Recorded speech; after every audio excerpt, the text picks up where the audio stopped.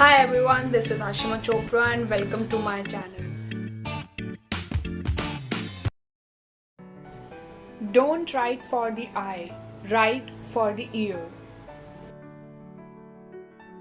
Most people write their speech word for word and they learn it.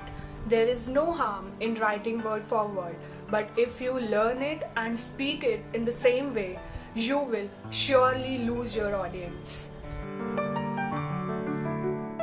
You must have observed this. When we talk with people, we don't read to them, rather, we have a normal conversation.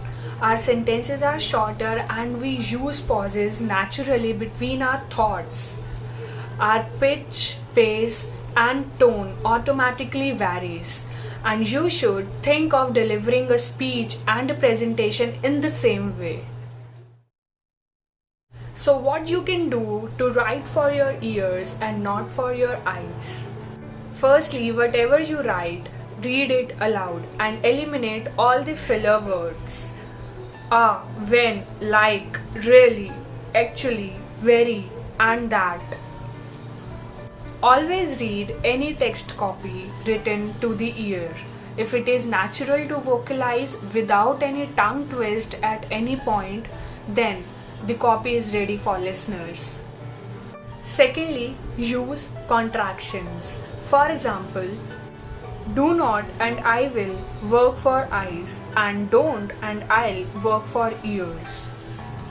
But you cannot contract the sentence I cannot do because this will sound more like I can do. Winston Churchill once said, "Short words are best, and old words, when short, are best of all." Thirdly, use small sentences.